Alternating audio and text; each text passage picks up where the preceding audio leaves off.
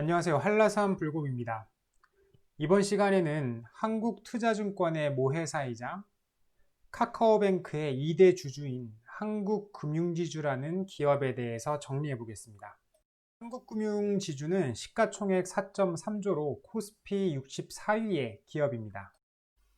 이마트가 비슷한 시총이고요. 롯데그룹의 지주회사인 롯데지주는 3.7조로 한국금융지주보다 시가총액이 낮습니다. 처음에도 대중들에게는 잘 알려지지 않은, 일반 투자자들 사이에서도 별로 알려지지 않은, 아는 투자자만 아는 그런 기업인 한국금융지주를 자세히 알아보겠습니다. 기업의 정확한 이름은 한국투자금융지주이지만 코스피에는 한국금융지주로 등록이 되어 있기에 이 영상에서는 한국금융지주라고 부르겠습니다. 지난 5년간 한국금융지주의 실적을 살펴보면요. 매출은 4.7조에서 2019년 10.7조로 130%가량 증가했고요. 영업이익은 3,845억에서 2019년 9,418억으로, 당기순이익은 2015년 3,243억에서 2019년 8,472억으로 160% 증가했습니다. 하지만 한국금융지주의 주가는 5년 전 5만원 수준에서 현재 7만 5천원 수준으로 50% 정도 증가하는 데 그쳤습니다. 2018년 9만원을 넘기도 하고 2020년 코로나가 발발했을 때 3만원도 찍는 등의 큰 등락을 거쳐왔습니다. 한국금융지주의 사업 모델을 보면요. 국내 증권사 탑5 안에 들어가는 한국투자증권을 필두로 한국투자저축은행, 한국투자캐피탈, 한국투자파트너스, 한국투자 프라이빗 에쿼티, 한국투자신탁운용, 그리고 한국투자 밸류 자산운용, 키라라 어드바이저 등 이런 다양한 자회사들을 통해서 금융권의 거의 전 영역을 커버하고 있습니다. 최근에는 한국투자 부동산 신탁까지 새로 신규 설립하였습니다. 주식 투자자라면 한국투자증권과 가치투자로 유명한 한국투자 밸류 자산운용을 한 번쯤은 들어보거나 이용해 봤을 겁니다. 제1금융권 사업만 못하고 있었는데 카카오뱅크 투자로 지분 33.5%를 보유한 2대 주주가 되어서 제1금융권에도 간접 진입하게 되었습니다. 최근에는 카카오뱅크 상장 이슈와 맞물려서 가끔씩 주가가 슈팅하는 날이 나오기도 합니다. 한국금융지주의 역사는 동원그룹이 1982년 한신증권을 인수하면서 한국금융지주의 역사가 시작되었습니다. 이 동원그룹은 그 참치로 유명한 그 동원그룹이 맞습니다. 한국금융지주의 최대 주주인 김남구 회장이 동원그룹 김재철 회장의 장남입니다. 김남구 회장과 김재철 회장의 관계처럼 한국금융지주는 동원그룹에서 잉태되었고 이후 계열 분리되어 성장해 왔습니다. 참고로 동원그룹의 식품 부문은 김남구 회장의 동생인 김남정 부회장이 맡고 있습니다. 김남구 회장은요, 1963년생으로 현재 58세입니다. 고려대 경영학과를 졸업 후 개요대 경영학과를 졸업하고요. 1987년에 동원산업에 평사원으로 입사를 하는데요. 입사 전 6개월간 알래스카 명태잡이 원양어선을 경험한 사실은 굉장히 유명합니다. 이후 1991년 28세에는 한신증권에서 대리로 시작해서 줄곧 동원그룹의 금융부문에서 일하며 회사의 성장을 이끌어왔습니다. 동원그룹은 한신증권을 인수 후 1996년 동원증권으로 이름을 바꿉니다. 당시 동원증권에서 굉장히 유명한 광고가 있었죠. 만약 모두가 예라고 할 때 아니라고 할 수 있는 친구, 그 친구가 좋다. 예스도 노도 소신 있게 동원증권. 예, 모두가 아니라고 할 때 예라고 할 수 있는 친구, 그 친구가 좋다. 예스도 노도 소신 있게. 동원증권. 그리고 2003년 동원산업으로부터 기업 분할 후 금융지주 회사 인가를 취득하며 동원금융지주로 이름을 바꾸고요. 2005년에는 한국투자증권을 인수하면서 지금의 한국투자금융지주라는 이름으로 바꾸게 됩니다.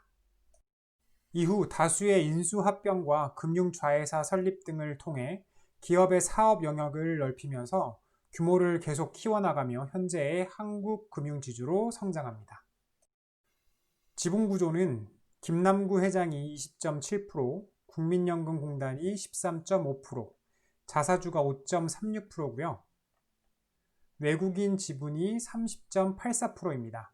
즉, 경영권은 김남구 회장이 쥐고 가지만 기타 주주들의 지분도 80%에 달하는 만큼 김남구 회장이 독단적으로 경영을 할 수 없고 기타 주주들의 눈치를 많이 봐야 되는 구조입니다. 한국금융지주의 3분기 실적을 보면요. 수수료 수익과 순이자 수익이 급증했습니다. 증시 거래대금이 늘고 예수금이 늘어난 영향으로 보여집니다. 대신에 배당금 수익과 금융자선 평가 및 처분 손익은 큰 폭으로 감소했습니다. 당기순이익은 2,479억으로 워낙 실적이 좋았던 전분기보다는 감소했지만 전년 대비 많이 성장하면서 이제는 분기에 2,000억에서 2,500억의 당기순이익을 안정적으로 유지하는 것이 아닐까 하는 기대감을 갖게 합니다. 한국금융지주의 올해 배당금은 2,400원 이상으로 예상을 합니다. 지난 5년간의 한국금융지주의 배당금 추이를 살펴보면요. 2015년 1,000원부터 시작해서 작년에는 2,900원까지 증가했고요. 배당 성향은 18%에서 조금씩 증가해서 작년에는 20%의 배당 성향을 보였습니다. 올해도 20% 이상의 배당 성향을 유지할 것으로 예상을 하고요.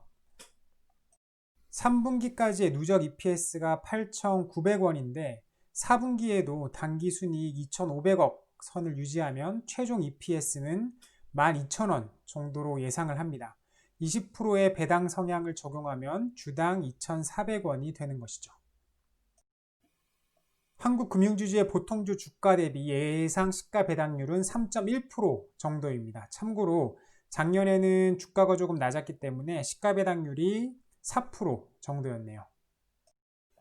배당금 지급일은 작년의 배당금 지급일을 고려하면 4월 초로 예상을 합니다. 4월 중하순에 배당금을 되도록 늦게 지급하는 다른 기업들에 대비해서는 매우 빨리 주는 편이죠. 저도 작년에 배당금을 올해 배당금을 받고는 너무 빨라서 깜짝 놀랐습니다.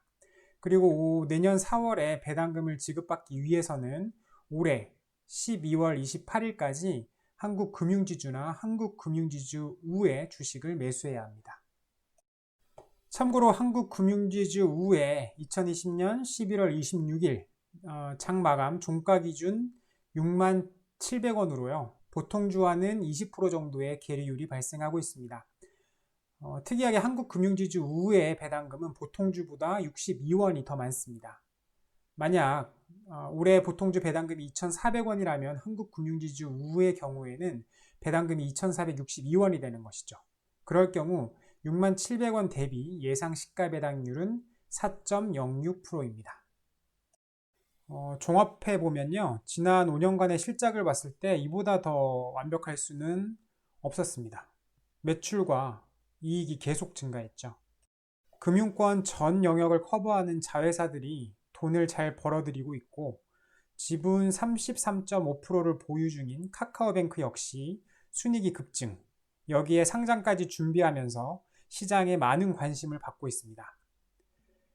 김남구 회장이라는 경영자에 대한 평가도 좋으며 배당 성향이나 시가 배당률 역시 괜찮습니다. 하지만 빠른 성장 속에 숨어있는 리스크들도 많이 있습니다. 이번 코로나 사태가 발발했을 때 많이 발견됐는데요. 주요국 증시와 연계돼서 발행했던 ELS 상품들을 한국투자증권 같은 경우에는 자체 해칭으로 발행을 하고 있었는데 이게 주요국 증시가 크게 하락하면서 한국투자증권의 자체 해칭한 ELS도 많은 손실을 보게 됐죠. 그리고 또한 요즘 논란이 되고 있는 옵티머스 펀드, 팝펀딩에도 이 한국투자증권이 엮여 있습니다. 그리고 여기에 더 많은 문제점들이 숨어 있을지도 모릅니다. 아마 굉장히 빠른 성장 과정 속에서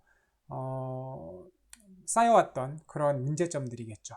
그렇게 한국 금융지주 투자에 관심이 있는 투자자라면 이런 장단점을 함께 고려해서 투자를 판단하면 좋을 것 같습니다. 영상이 도움이 되었다면 하단의 좋아요 버튼을 클릭, 새로운 영상을 계속 보고 싶으시다면 구독 버튼을 클릭, 블로그 포스팅과 인스타그램 업데이트도 같이 보고 싶으시다면 영상 하단에 네이버 인플루언서 링크로 들어가 팬하기를 클릭해 주세요. 오늘은 여기까지입니다. 감사합니다.